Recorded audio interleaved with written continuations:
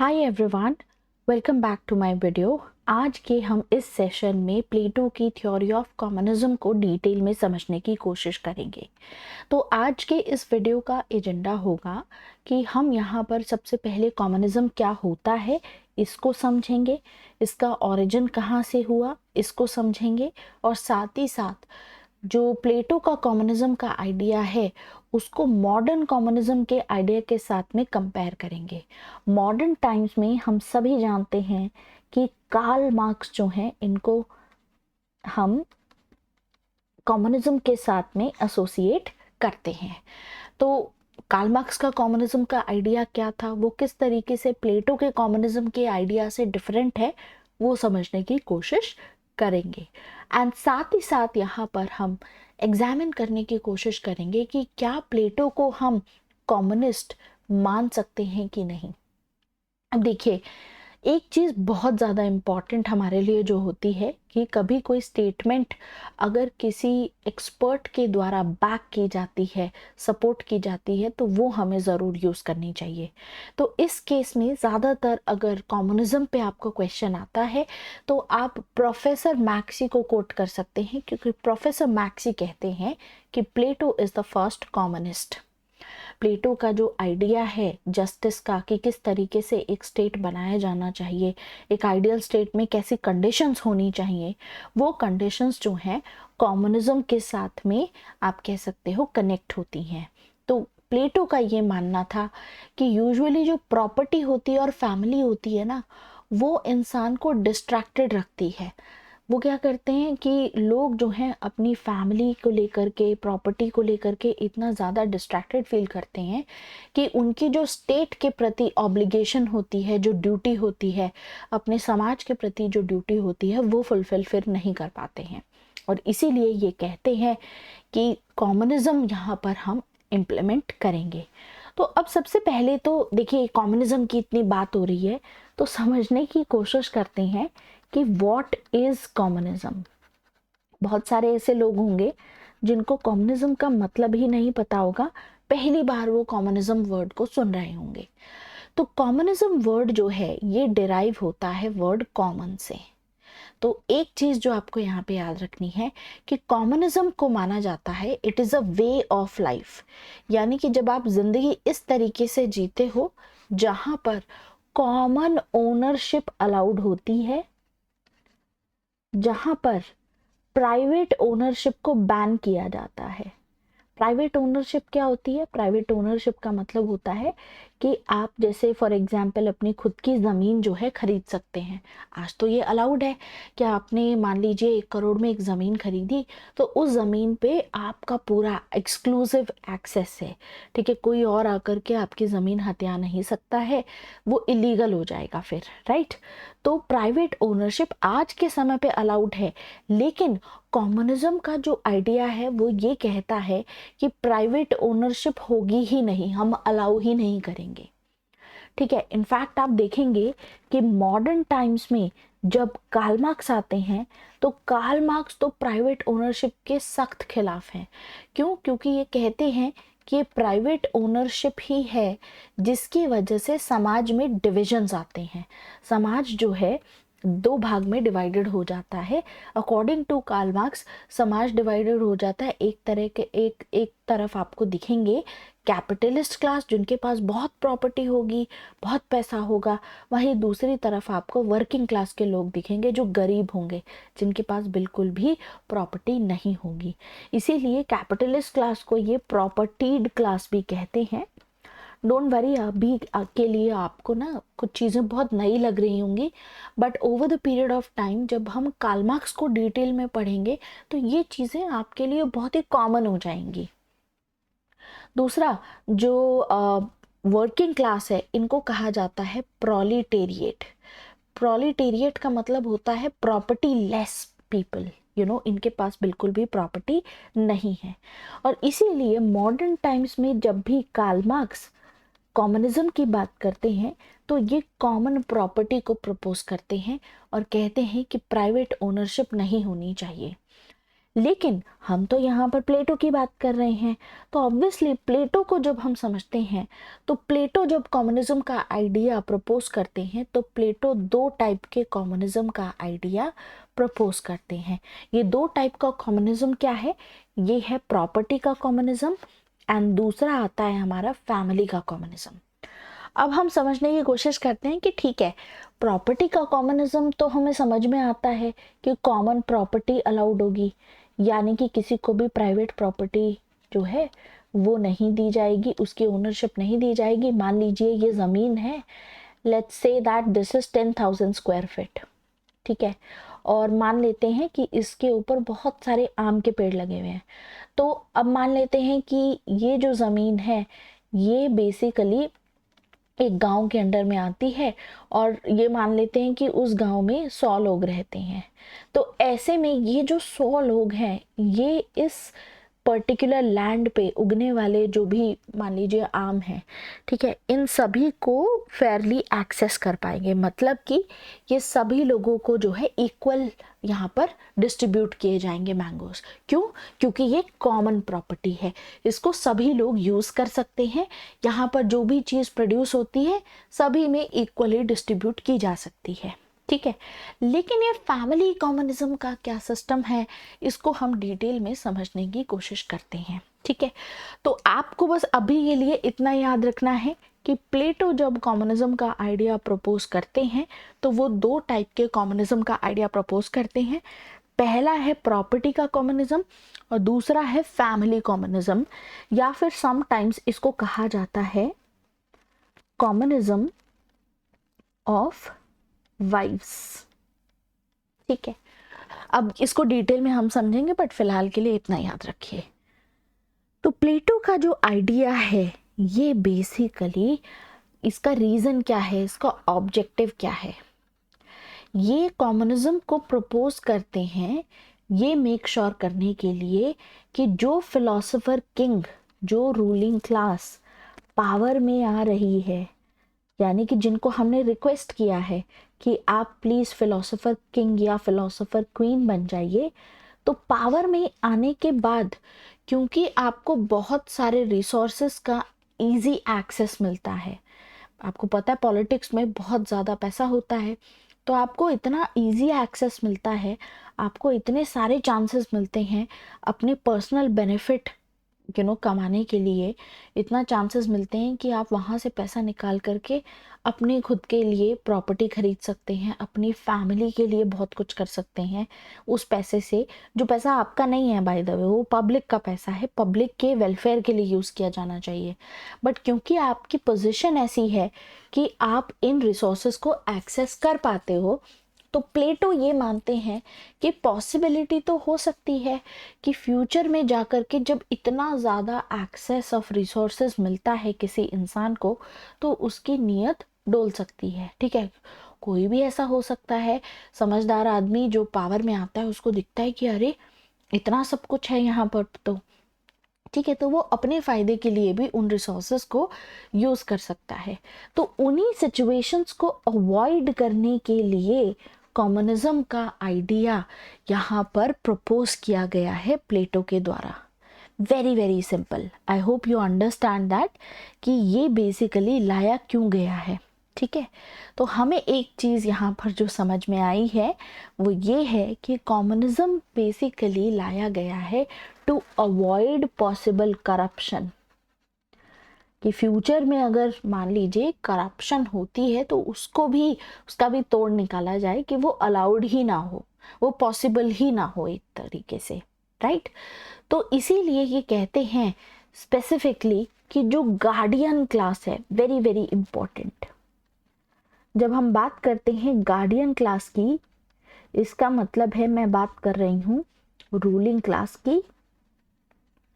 और आपको पता है कि रूलिंग क्लास के साथ साथ उनको सोल्जर क्लास हेल्प करती है टू रूल, है ना, लॉ एंड ऑर्डर मेंटेन करने के लिए।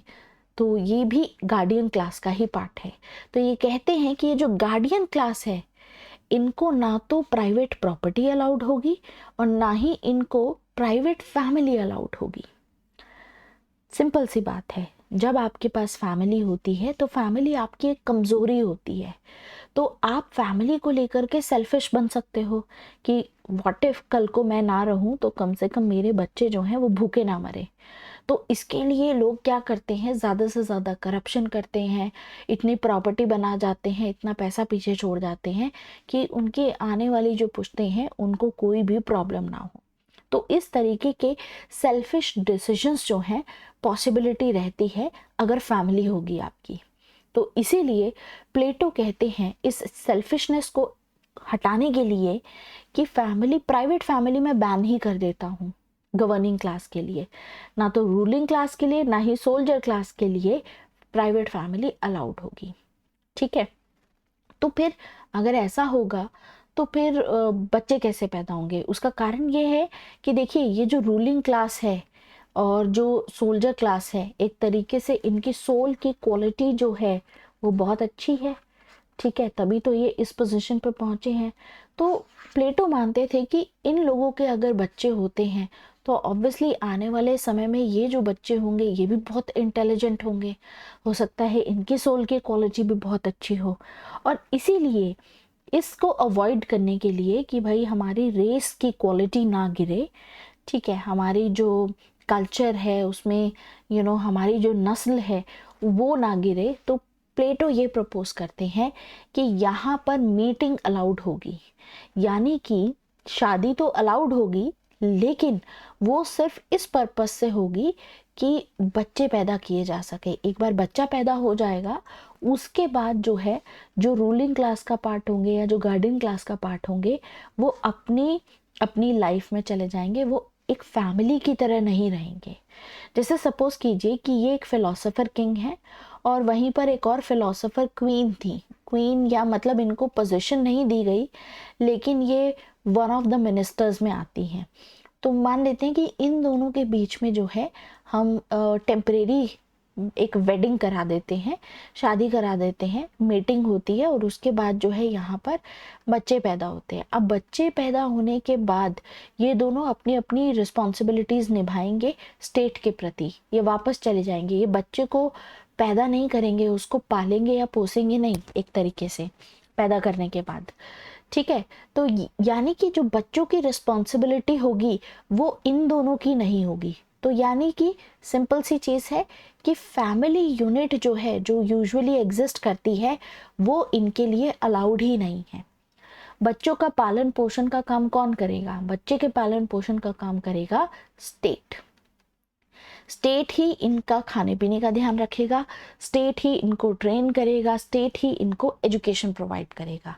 अब आपको याद होगा कि प्लेटो ने प्रपोज किया था कि पब्लिक सिस्टम ऑफ एजुकेशन होगा, यानी कि ऐसे केस में जो स्टेट होगा वही फ्री ऑफ कॉस्ट एजुकेशन सभी को प्रोवाइड करेगा। तो यहाँ पर इक्वल एक्सेस ऑफ एजुकेशन सबको दिया जाएगा। तो यानी कि जो थ्योरी ऑफ एजुकेशन हमने पहले पढ़ी है या थ्योरी ऑफ जस्टिस जो हमने पहले पढ़ा है वो सभी लॉजिकली फिट होता है थ्योरी ऑफ कम्युनिज्म के साथ में। ठीक है, I hope you understand that कि दो टाइप का यहाँ पर कम्युनिज्म है और क्यों इन्होंने इस तरीके से इसको प्रपोज किया है। अब इतना अगर आपको समझ में आ चुका है तो आगे बढ़ते हैं और देखते हैं कि प्लेटो का जो आइडियल स्टेट का स्ट्रक्चर था वो कैसा था। देखिए, सबसे ऊपर बैठते हैं फिलोसोफर किंग, क्योंकि इनके पास बहुत विजडम है, तो ये तो रूलर्स हो गए, ये तो रूलिंग क्लास का पार्ट हो गए। फिर उसके नीचे आते हैं जिनके पास करेज डोमिनेट करता है, और करेज डोमिनेट करता है अपने सोल्जर्स के पास में, they are the protectors of the state. तो यहाँ पर फिलोसोफर किंग्स और ये जो सोल्जर क्लास है इनको मिलाकर के बनती है गार्डियन क्लास। ठीक है, तो यानी कि इसको हम कह सकते हैं गार्डियन क्लास। इसको ऐसे याद रखेंगे आप। और फिर उसके बाद नीचे लेवल पे जिनमें एपिटाइट डोमिनेट करता है वो होते हैं प्रोड्यूसर्स, जो कि ज़्यादातर आर्टिजन्स होंगे, फार्मर्स होंगे। तो प्लेटो ने अपना जो कम्युनिज्म का आइडिया है, जो अपनी कम्युनिस्ट सोसाइटी है, उसको 3 क्लासेस में डिवाइड किया है।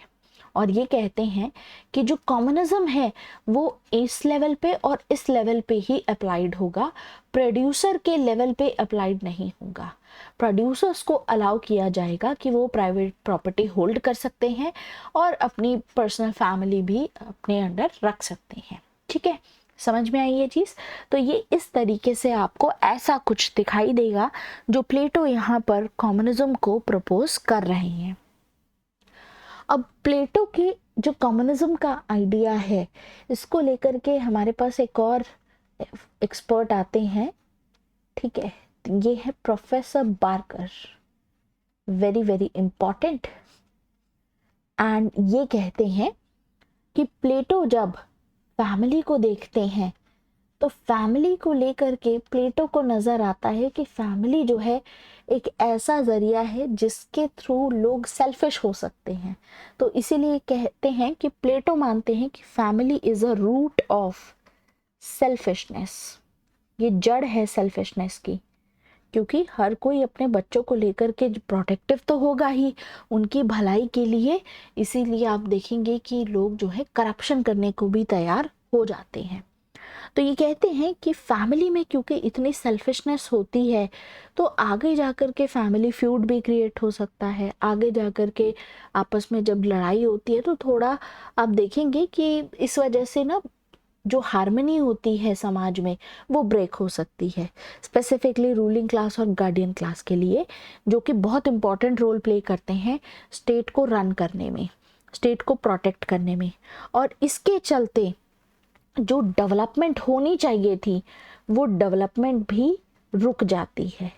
ठीक है, तो ये कहते हैं कि इस वजह से जो है फैमिली एक ऐसा आप ऐसा कह सकते हैं एक ऐसा सिस्टम होता है जिसके थ्रू प्लेटो मानते थे कि जो आदमी और औरत होते हैं वो अपना ट्रू पोटेंशियल अचीव नहीं कर पाते हैं फैमिली की वजह से, और ऐसे फंक्शंस अपने नहीं परफॉर्म कर पाते हैं जो उनको करने चाहिए थे। राइट, और इसीलिए फैमिली जो है उनको स्टेट में कंट्रीब्यूट करने से भी रोकती है। ठीक है, उनकी जो डेली बेसिस की जो ऑब्लिगेशंस होती हैं उसमें भी अड़चने आ सकती हैं इस सेल्फिशनेस की वजह से। और इसीलिए इन्होंने ये प्रपोज किया था कि अगर हम फैमिली का पूरा आइडिया ही इन दो क्लासेस के लिए अबॉलिश कर देते हैं तो स्टेट में यूनिटी रहेगी। तो यानी कि प्लेटो ये मानते थे कि abolition of property and family, specifically यहाँ पर अगर हम लिखें abolition of family, it can result into unity for the state, और साथ ही साथ एक इंसान के पास में पूरी लिबर्टी अब आ जाती है, क्योंकि अब फैमिली नहीं होगी तो आपके पास पूरी लिबर्टी होगी, आप अपना ट्रू पोटेंशियल अचीव कर सकते हैं क्योंकि कोई अड़चन ही नहीं होंगी। And eight the same time आप जो है यहाँ पर जस्टिस एस्टैब्लिश कर पाएंगे, एक इंडिविजुअल के लिए भी जस्ट रहेगा और स्टेट के लिए भी यही चीज़ जस्ट रहेगी। और इसीलिए guardians as well as ruling class के लिए इन्होंने फैमिली लाइफ को बैन कर दिया, क्योंकि प्लेटो कहते हैं कि प्रॉपर्टी और फैमिली दोनों ही आपस में इंटरडिपेंडेंट हैं। आपकी फैमिली होगी तो आप उनके लिए प्रॉपर्टी बनाने की कोशिश करोगे, और बंदा प्रॉपर्टी बनाता ही किस लिए है कि कल को मैं ना रहूं तो मेरी जो फैमिली है उनको इससे फ़ायदा हो जाए, एटलीस्ट उनको दर दर की ठोकर ना खानी पड़े। तो प्लेटो का ये जो पूरा आइडिया था, इसके बेसिक प्रिंसिपल्स क्या थे कम्युनिज्म के? बेसिक प्रिंसिपल्स में इसीलिए आपको याद रखना है कि गार्डियन क्लास के लिए, रूलिंग और आपके जो सोल्जर क्लास हैं उनके लिए जो है कम्युनिज्म यहाँ पर होगा, और जो प्रोड्यूसर क्लास है उनको अलाउड होगा, यानी कि एक्सेप्शन यहाँ पर प्रोड्यूसर क्लास रखी गई। फैमिली लाइफ देखिए, प्लेटो इसको ऐसे एक्सप्लेन करते थे कि फैमिली लाइफ जो है it's a very serious and a powerful rival. अगर आप फैमिली पे ज़्यादा ध्यान देते हो तो आप स्टेट के प्रति लॉयल नहीं रह पाओगे। क्यों? क्योंकि आप अपनी फैमिली के लिए ज़्यादा से ज़्यादा वेल्थ जो है वो इकट्ठा करने की कोशिश करोगे। और यही कारण है कि फिर आप स्टेट के प्रति सेल्फिश हो जाओगे, वहाँ कंट्रीब्यूशन क्योंकि नहीं दे पाओगे तो अल्टीमेटली पूरा डाउनफॉल हो जाएगा स्टेट का। और इसीलिए इन्होंने कहा कि ठीक है, जो रूलिंग क्लास होगी उनके लिए वेडिंग अलाउड होगी, लेकिन परमानेंट वेडिंग नहीं होगी। वो सिर्फ बच्चे पैदा करने के लिए साथ में आएंगे, जैसे ही बच्चे पैदा हो जाएंगे उसके बाद जो है स्टेट उनका ख्याल रखेगा। और यही कारण है कि आप देखेंगे कि प्लेटो ने मेटिंग एज भी डिसाइड की थी, इसको भी कंट्रोल करने की कोशिश की। प्लेटो ने कहा कि देखिए, मेटिंग जो होगी वो 20 से 40 साल तक की जो महिलाएं हैं उनके लिए होगी, विमेन के लिए ये एज रहेगी। और मेन के लिए एज क्या रहेगी अकॉर्डिंग टू प्लेटो? मेन के लिए एज रहेगी 25 से लेकर के 55 इयर्स तक के जो मेन होंगे उनके लिए अलाउड होगी, और इसके बाद प्रोहिबिटेड होगी, इसके बाद कोई वेडिंग्स या वो सब नहीं होंगी। और जैसे ही एक बच्चे का जन्म होगा उनको उनकी मदर से सेपरेट कर दिया जाएगा, क्योंकि कोई भी बच्चे को अलाउड ही नहीं होगा ये जानना कि उसके पेरेंट्स कौन हैं, ना ही पेरेंट्स को पता होगा कि उनके बच्चे कौन हैं। तो ऐसे में बच्चे का पालन पोषण बिल्कुल स्टेट करेगा, और फिर आप सेल्फिश नहीं हो पाओगे क्योंकि स्टेट ही सारी एजुकेशन प्रोवाइड करेगा, स्टेट इनके ऊपर सारा खर्चा करेगा। तो यानी कि एक तो ये चीज़ हो गई। दूसरी चीज़ ये है कि प्लेटो ऐसा करके कम्युनिज्म के आइडिया को प्रपोज करके बेसिकली जो पूरी गार्डियन क्लास है, जो रूलिंग और सोल्जर क्लास है, इनको एज अ बिग फैमिली बताना चाहते हैं कि इनको आप अपनी कॉमन फैमिली या एक बहुत बड़ी फैमिली की तरह देख सकते हैं। और इसीलिए आप सभी को अपने जो भी बच्चे पैदा होंगे, मान लीजिए एक पर्टिकुलर सीजन में, उनको आप अपने ब्रदर्स और सिस्टर्स मान सकते हो, और इसके चलते एक यूनिटी जो है वो स्टेट के अंदर आ जाएगी। यही कारण है कि प्लेटो इस तरीके से बात करते हैं। इनफैक्ट प्लेटो तो ये भी कह देते हैं कि जो कमज़ोर बच्चे होंगे या जिन बच्चों में कुछ भी डिसफिगरमेंट होगा, कुछ भी कमियां होंगी, उन बच्चों को जन्म के बाद ही मार दिया जाएगा। वाई? क्योंकि वो अगर नहीं मारा जाएगा तो वो स्टेट के ऊपर बर्डन होंगे लॉन्ग रन में, क्योंकि ना तो वो अच्छे से प्रोड्यूस कर पाएंगे, प्रोड्यूसर क्लास का पार्ट बन पाएंगे ढंग से, और दूसरा वो कहते हैं कि उनमें क्योंकि बिकॉज वीक हैं, कमज़ोर हैं, तो ना तो वो सोल्जर क्लास का पार्ट बन पाएंगे, तो फिर ये तो मान ही लो कि वो रूलिंग क्लास का पार्ट कहाँ ही बनेंगे। तो इस तरीके के आइडियाज़ हमें यहाँ पर देखने को मिलते हैं जब प्लेटो कम्युनिज्म की बात करते हैं।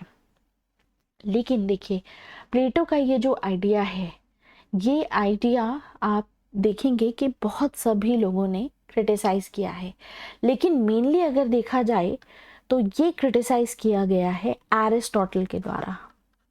एरिस्टोटल कौन है? एरिस्टोटल इन्हीं के स्टूडेंट हैं प्लेटो के। तो एरिस्टोटल कहते हैं, क्रिटिसाइज करते हुए प्लेटो को बहुत सारी बातें कहते हैं सबसे पहले तो कि आप जो स्टेट को as a large version of family की तरह प्रपोज कर रहे हो, ये गलत है। ठीक है, क्यों? क्योंकि देखिए, एरिस्टोटल कहते हैं कि फैमिली जो होती है वो बेसिकली स्टेट नहीं है। ठीक है, अगर प्लेटो को देखा जाए तो प्लेटो तो यही कहते थे कि स्टेट और फैमिली सब सेम ही है, और इसीलिए जो फिलोसोफर किंग है उसको आप अपने फादर की तरह ही मानो, वो वाली अथॉरिटी ही दो, एब्सोल्यूट अथॉरिटी जैसे फादर के पास में होती है। लेकिन एक चीज़ जो यहाँ पर देखने वाली है कि फैमिली और स्टेट के बीच में फंडामेंटल डिफरेंसेस होते हैं, तो आप दोनों को सेम नहीं मान सकते। ठीक है, क्योंकि स्टेट जो है, स्टेट को आप ऐसे बताने की कोशिश कर रहे हो कि यूनिटी है, सभी स्टेट के अंदर जो बच्चे पैदा हो रहे हैं एक पर्टिकुलर सीजन में वो आपके ब्रदर्स एंड सिस्टर्स हैं, ऐसा नहीं है। State is not family. State में प्लूरैलिटी एग्जिस्ट करती है। प्लूरैलिटी का मतलब होता है कि state is a family of families. State is a family of families. अब आप बोलेंगे कि इसमें क्या डिफरेंस है। देखिए, स्टेट एक ऐसे बड़े परिवार की तरह है जिसमें और बहुत सारे परिवार आते हैं, ठीक है। तो यानी कि एक चीज जो हमें समझनी है कि फैमिली अपने आप में एक फंडामेंटल यूनिट होता है सोसाइटी का, और उस यूनिट में स्पेसिफिकली एक पेट्रियार्कल सोसाइटी में जो फादर होता है वो हेड होता है, और फादर की जो अथॉरिटी होती है बच्चों के ऊपर वो एब्सोल्यूट होती है, ठीक है। तो आप ज़्यादातर जो बच्चे होते हैं वो फादर के ऊपर कंप्लीटली डिपेंडेंट होते हैं जब बच्चे पैदा होते हैं, लेकिन स्टेट के ऊपर ऐसा नहीं है। स्टेट को अगर आप देखें तो स्टेट की ऊपर आप हर चीज़ के लिए डिपेंडेंट नहीं होते हो। लॉ एंड ऑर्डर मेंटेन करना हो या कुछ ऐसी चीज़ें होती हैं जिसमें सिर्फ स्टेट ही उन चीज़ों के साथ में डील कर सकता है। आपके पर्सनल मैटर में तो डिसीजंस आप ही लेते हो, आप स्टेट के पास तो नहीं जाओगे ना हर बार पूछने के लिए कि मुझे किससे शादी करनी चाहिए किससे नहीं। This is your personal matter. तो इसीलिए there is a difference between state and family, ठीक है। तो इस पॉइंट ऑफ व्यू से भी क्रिटिसाइज किया जाता है प्लेटो को, ठीक है। इसके अलावा दूसरी चीज़ ये है कि जब आप बात करते हो कॉमनिज्म ऑफ वाइफ की कि परमानेंट वेडिंग अलाउड नहीं होगी, टेम्परेरी वेडिंग्स होंगी, तो ये कहते हैं कि इसकी वजह से समाज में डिसहार्मनी आ सकती है, ठीक है। ये समाज को स्पेसिफिकली एक कम्युनिटी के इंटरेस्ट को बहुत ज़्यादा इम्पैक्ट कर सकता है, ठीक है।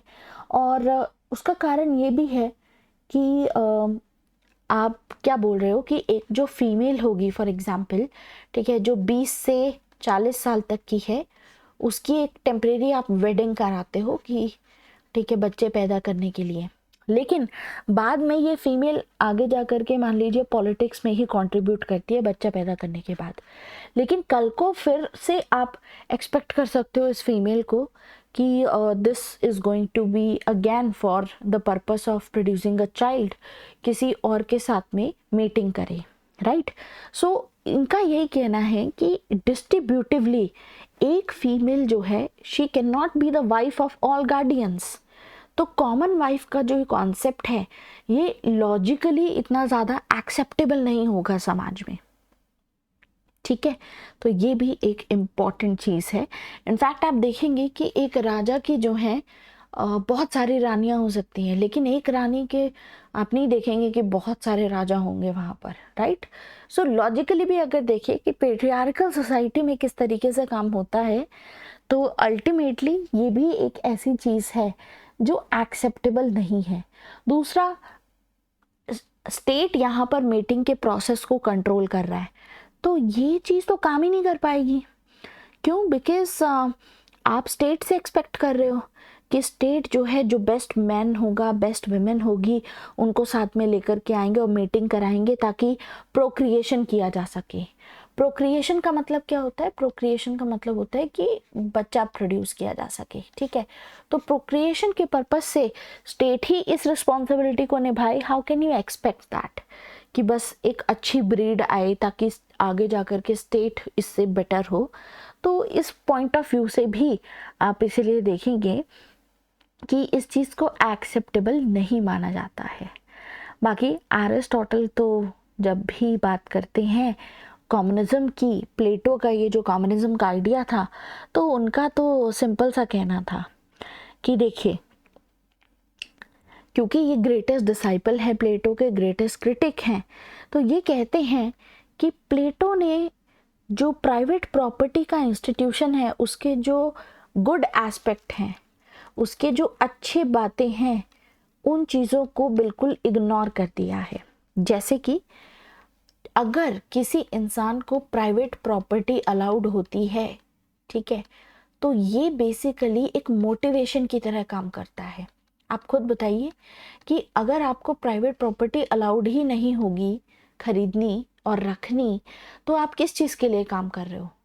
आपको कोई मोटिवेशन ही नहीं मिलेगा to stay true to your job.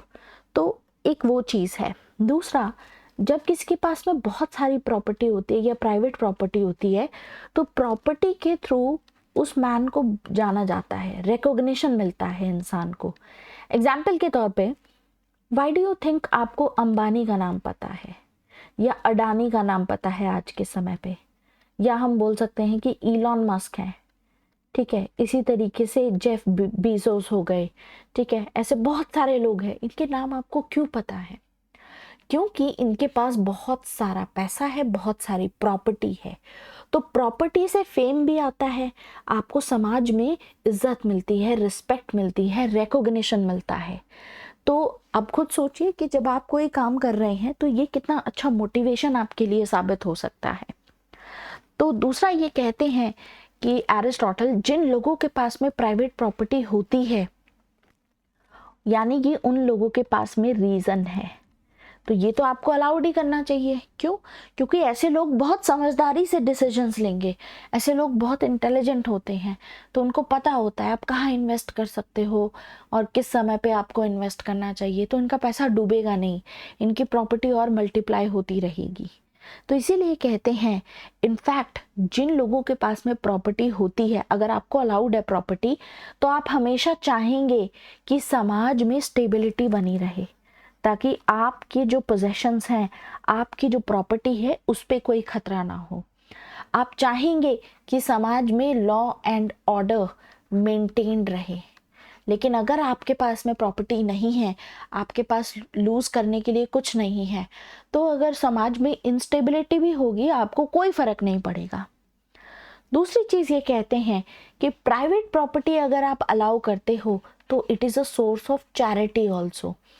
एक ऐसा इंसान जिसके पास हजारों लाखों करोड़ों रुपया है, ठीक है, एग्जाम्पल के तौर पे रतन टाटा, ठीक है, तो वी नो दैट कि टाटा जो थे, उन्होंने कोविड के समय पे 1500 करोड़ डोनेट किए। अब क्योंकि उनके पास पैसा था और कोविड में उस समय ज़रूरत भी थी, ठीक है, बहुत सारे लोगों की नौकरियां चली गई थी और उस समय पे काफ़ी सारी प्रॉब्लम्स आई थी सामने। तो ऐसे में जो ये पैसा डोनेट किया गया, इससे गरीबों की मदद की जा सकी। तो बहुत सिंपल सी चीज़ है कि अगर आपको प्राइवेट प्रॉपर्टी अलाउड होगी और आप इतने समझदार हो, उस प्रॉपर्टी को मल्टीप्लाई कर लेते हो, तो ऐसे पैसे को आप उसका कुछ पार्ट जो है चैरिटी में भी दे सकते हो, दूसरों की भलाई के लिए। तो प्राइवेट प्रॉपर्टी तो अलाउड होनी चाहिए, ये गुड एस्पेक्ट है प्राइवेट प्रॉपर्टी के। और दूसरा ये कहते हैं कि जो प्लेटो फैमिली के अगेंस्ट में है ना, तो एरिस्टोटल कहते हैं कि फैमिली भी एक बहुत इम्पॉर्टेंट रोल प्ले करती है एक इंसान के। फैमिली जो है एक इंसान को emotional stability and support provide करती है। तो किसी के पास अगर इमोशनल स्टेबिलिटी और सपोर्ट होगा, स्पेसिफिकली ऐसे लोगों के पास जो रूलिंग क्लास का पार्ट है, जिनके ऊपर बहुत प्रेशर होता है, तो वो अपने घर पे जाके अपनी फैमिली के साथ अगर टाइम स्पेंड करते हैं तो उनके ऊपर से ये प्रेशर थोड़ा सा हट जाता है। तो फिर आप अपनी जो फंक्शंस हैं, अपनी जो ड्यूटीज़ हैं, उनको आप अच्छे से परफॉर्म कर सकते हो। तो फैमिली तो एक अच्छी चीज़ है होना, तभी तो आपका स्टेक स्टेबिलिटी में भी होता है। आप समाज में स्टेबिलिटी लाने की कोशिश करोगे ताकि आपकी फैमिली को कुछ ना हो, राइट? क्योंकि जहाँ भी समाज में केओस होता है, जहाँ इनस्टेबिलिटी होती है, वहाँ आपकी फैमिली सिक्योर्ड नहीं होती है। एग्जाम्पल के तौर पे जो इज़राइल पैलेस्टीन की जो वॉर चल रही है, इसकी वजह से आपने देखा है बहुत सारी फैमिलीज़ डिस्प्लेस्ड हुई हैं, बहुत सारे लोग मरे हैं उस वजह से। तो अल्टीमेटली आपका स्टेक होता है, फैमिली की वजह से आप स्टेबिलिटी और ज़्यादा चाहोगे। तो इसीलिए ये सभी आर्ग्यूमेंट्स देते हुए एरिस्टोटल कहते हैं कि फैमिली और प्रॉपर्टी दोनों ही अच्छी चीज़ें हैं। अगर आप इनको बैन कर रहे हो, एक रूलिंग क्लास को अलाउ नहीं कर रहे हो, तो ये एक्चुअली में एक गलत चीज़ है, ठीक है। अब चैरिटी का एस्पेक्ट आपको पता ही है। एग्जाम्पल के तौर पे आपके पास में 1500 एकड़ ज़मीन है, लेट्स से दैट, और आपको पता है आप इन सभी ज़मीनों पे जो है अनाज उगाते हैं, ठीक है, और क्योंकि आप बहुत समझदार हैं, you are a man of reason, तो आप सीज़न के अकॉर्डिंगली कब कौन सा आपको लगाना चाहिए पौधा, ठीक है, वो आप डिसाइड करते हो। लेट्स से दैट कि आपने यहाँ पर बहुत सारा वीट उगाया, अनाज उगाया, और मान लेते हैं कि जब इसकी कटाई हुई तो बहुत सारा प्रोड्यूस आपको मिला। अब आपको सस्टेन करने के लिए और ज़्यादा से ज़्यादा आपकी फैमिली को सस्टेन करने के लिए ये 2 ज़मीन के टुकड़े काफ़ी थे, क्योंकि साल भर में इतना अनाज आपकी खपत है इतनी। लेकिन बाकी सभी जो आपने अनाज उगाया है उसको आप चैरिटी में दे सकते हो, उसको आप गरीबों में बांट सकते हो, ताकि उनको जो है कोई प्रॉब्लम ना हो, वो भूखमरी से ना मरे। एंड अल्टीमेटली इसके चलते स्टेट भी स्टेबल रहेगा, क्योंकि जब लोगों को पता होगा कि भाई स्टेट हमारा ख्याल रख रहा है, हमें भूखा नहीं मरने दे रहा है, तो वो भी स्टेट को सपोर्ट करेंगे, तो स्टेबिलिटी बनी रहेगी। तो ये सभी कारण हैं जिसकी वजह से एरिस्टोटल एक्चुअली में सपोर्ट करते हैं फैमिली और प्रॉपर्टी के आइडिया को और क्रिटिसाइज करते हैं प्लेटो को। ठीक है, तो ये चीज़ें आपको याद रखनी है। अब आगे हम समझते हैं, अब ये एस्पेक्ट हम समझ चुके हैं कि प्लेटो का कम्युनिज्म को प्रपोज करने का पर्पस क्या था, प्लेटो किस तरीके के कम्युनिज्म की बात करते हैं, उसमें कौन कौन से इंपॉर्टेंट फीचर्स हैं, प्लेटो का आइडियल स्टेट स्ट्रक्चर कैसा दिखेगा, ठीक है, उनकी कम्युनिस्ट सोसाइटी कैसी दिखती है। अब इसी के साथ में हम कंपेयर करते हैं जो मॉडर्न आइडिया ऑफ कम्युनिज्म है, यानी कि वो कम्युनिज्म का आइडिया जो कार्ल मार्क्स ने दिया था। तो सबसे पहले तो देखिए, प्लेटो का जो कम्युनिज्म का आइडिया है और जो कार्ल मार्क्स के कम्युनिज्म का आइडिया था, इसमें कुछ सिमिलैरिटीज हैं, लेकिन ये जो सिमिलैरिटीज हैं ये सुपरफिशियल है। यानी ऊपर ऊपर से जब आप प्लेटो के और कार्ल मार्क्स के कम्युनिज्म के आइडिया को कंपेयर करते हो तो ऊपर ऊपर से आपको काफ़ी सिमिलर दिखाई देता है, लेकिन जब आप डेप्थ में जाते हो तो आपको पता चलता है कि दोनों के बीच में फंडामेंटल डिफरेंसेस हैं, यानी कि काफ़ी हद तक चीज़ें बहुत अलग हैं। तो सबसे पहली बात, जो सिमिलैरिटीज़ हैं उस पर फोकस करते हैं। देखिए, दोनों ही चाहते थे, प्लेटो और कार्ल मार्क्स दोनों ही एक ऐसा समाज बनाना चाहते थे which should be based on social service. Plato का जो कम्युनिज्म का आइडिया है वो चाहते थे कि ये जो बर्थ के बेसिस पे या वेल्थ के बेसिस पे जो भी डिफरेंसेस आते हैं ना, वो नहीं होने चाहिए, everyone should be equal basically. और इसीलिए आप देखते हैं कि दोनों ही प्राइवेट प्रॉपर्टी को सोर्स ऑफ इविल मानते थे, कि ये प्राइवेट प्रॉपर्टी ही है जिसकी वजह से प्रॉब्लम्स जो हैं क्रिएट हुई हैं। और दोनों ने ही क्लास कॉन्सेप्ट को प्रमोट किया है। प्लेटो भी सपोर्ट करते हैं और कार्ल मार्क्स भी कॉन्सेप्ट को, क्लास कॉन्सेप्ट को मानते थे, यानी ये कि सोसाइटी में क्लासेस एग्जिस्ट करती हैं।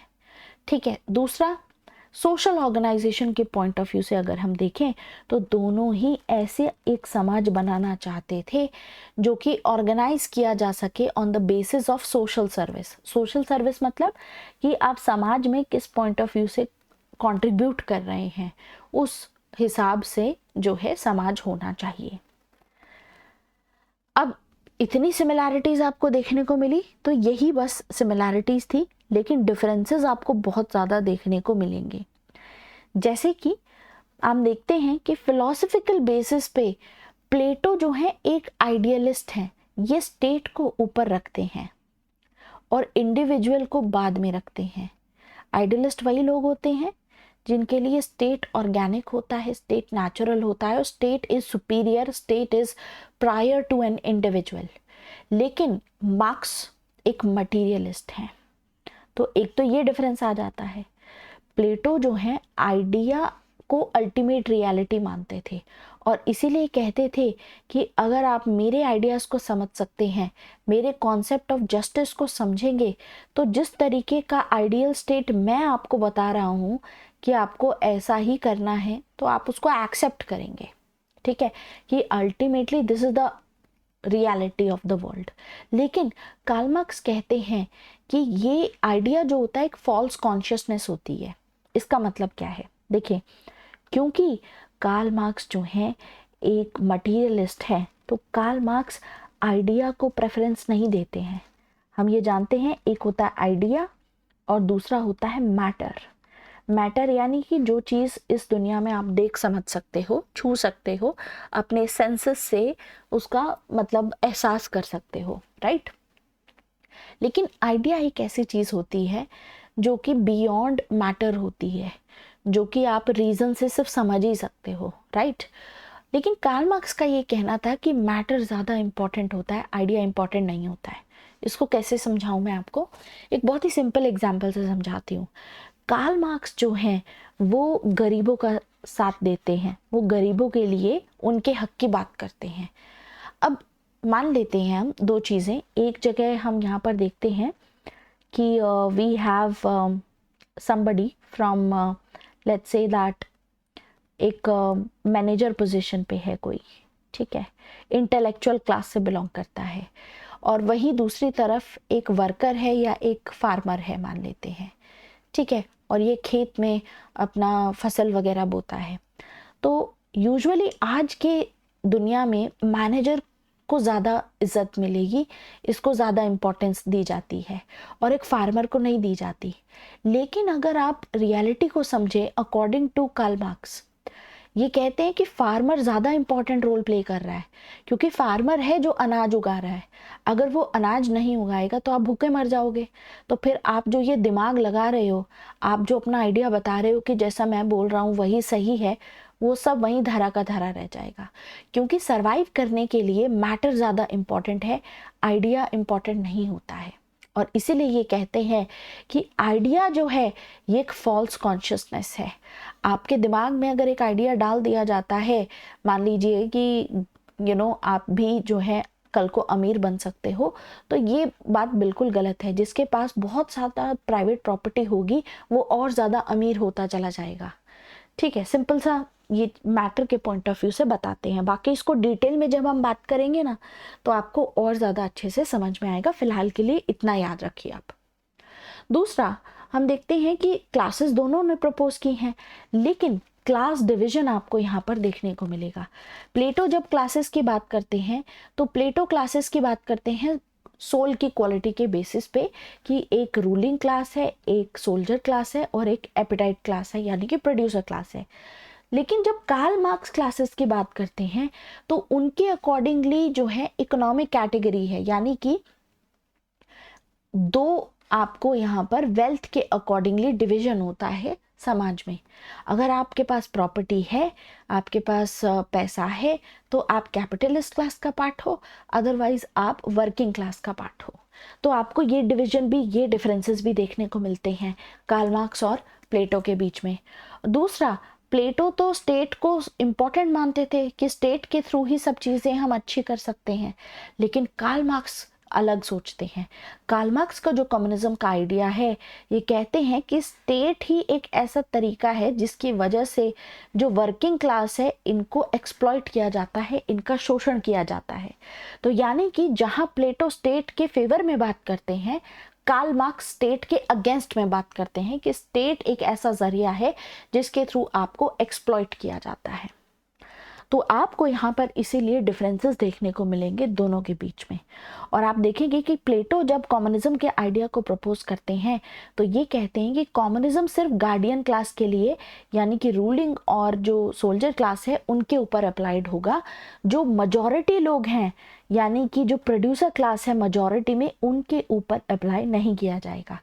लेकिन कार्ल मार्क्स का जो कम्युनिज्म का आइडिया है ये पूरे समाज पे अप्लाई करते हैं कि आप वर्कर और पीजेंट हैं या फिर कैपिटलिस्ट क्लास है, मैटर नहीं करता है। जो समाज में समाज का पार्ट है, हर कोई जो है उसके ऊपर अप्लाइड होगा, किसी को भी प्राइवेट प्रॉपर्टी अलाउड नहीं होगी।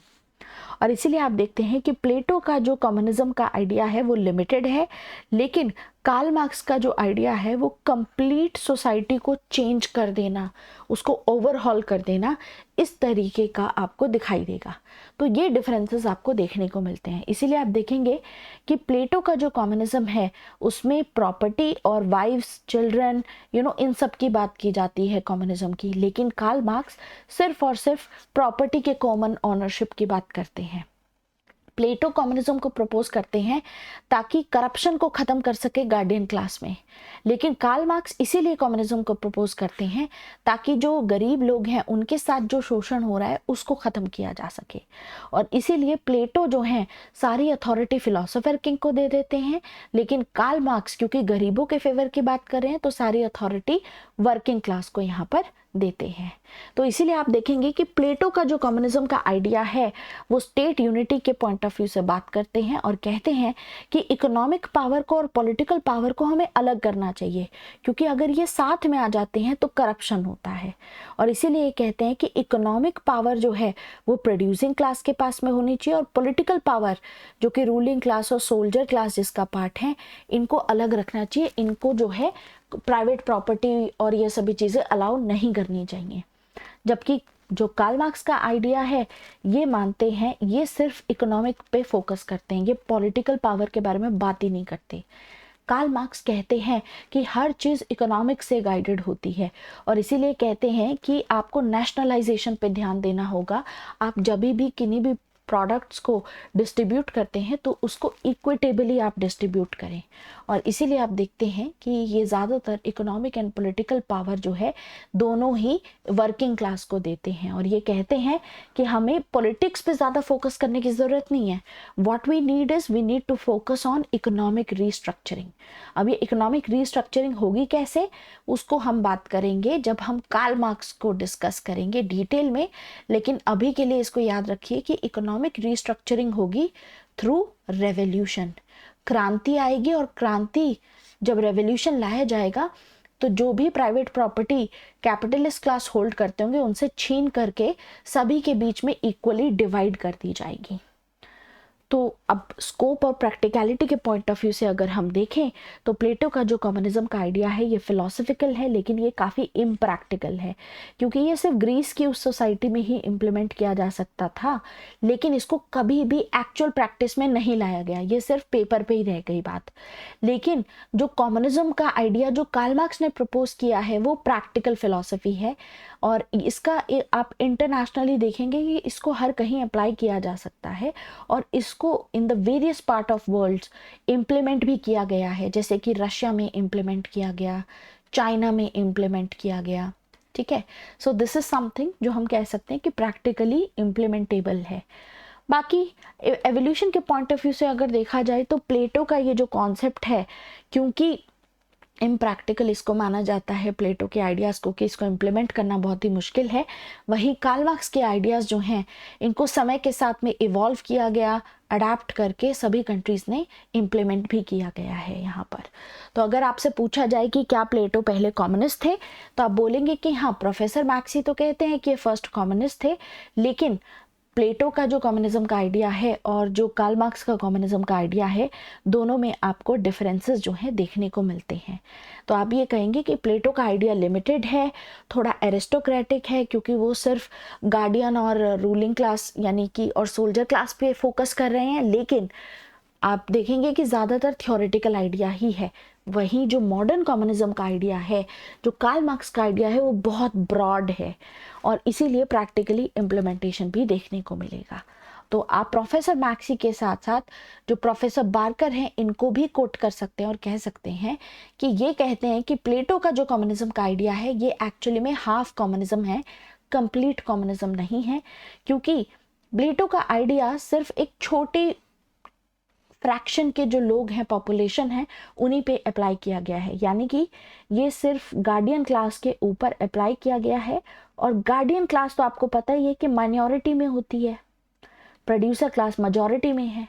तो ये डिफरेंसेस देखने के बाद आप कह सकते हैं कि हमारे लिए ये बहुत अनफेयर होगा कि अगर हम प्लेटो के आइडिया को मॉडर्न कम्युनिज्म के आइडिया के साथ में कंपेयर करते हैं और उनको एज अ फर्स्ट कम्युनिस्ट जो है लेबल करते हैं। तो बार्कर तो नहीं मानते हैं कि ये फर्स्ट कम्युनिस्ट हैं, ये कहते हैं कि ये तो हाफ कम्युनिज्म है, ये पूरी तरीके से कम्युनिज्म इन्होंने प्रपोज नहीं किया है। लेकिन प्रोफेसर मैक्सी तो कहते हैं कि फर्स्ट कम्युनिस्ट है। तो इस नोट पे आपको इस पर्टिकुलर टॉपिक को एंड करना है। ठीक है, that is how you balance your topic, balance your answer. This is the right way to do so. तो अगर आपको क्वेश्चन आए तो आपको वो सारे आर्गुमेंट्स जो हमने डिस्कस किए हैं उनके साथ में प्रोफेसर मैक्सी और प्रोफेसर बार्कर दोनों को यहाँ पर कोट करना है। तो अभी के लिए हमारा जो थ्योरी ऑफ कम्युनिज्म है वो यहाँ पर ख़त्म होता है। In the next lecture we will talk about theory of philosopher king and ideal state. और इसके बाद क्योंकि हमारा प्लेटो का टॉपिक ख़त्म हो गया है तो हम इवैल्यूएशन पे फोकस करेंगे। हम अगला सवाल फिर पूछेंगे कि अच्छा क्या प्लेटो फेमिनिस्ट हैं, क्या प्लेटो टोटलिटेरियन है, क्या प्लेटो फासिस्ट हैं, और ये सभी चीज़ें समझने के बाद हम अपना नेक्स्ट टॉपिक डिस्कस करेंगे which is going to be Aristotle. So this is it for this video guys, and make sure कि आप इस वीडियो को लाइक करें। जितना ज़्यादा कमेंट्स आप नीचे छोड़ेंगे उतना ज़्यादा बेहतर रहेगा। At the same time please share it with your friends. And what I want to say is कि नेक्स्ट वीडियो जो है after this I will be bringing once we hit 200 subscribers.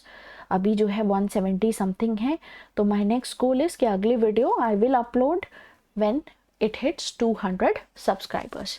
This is it for this particular video guys. Thank you very much. Bye bye. Take care.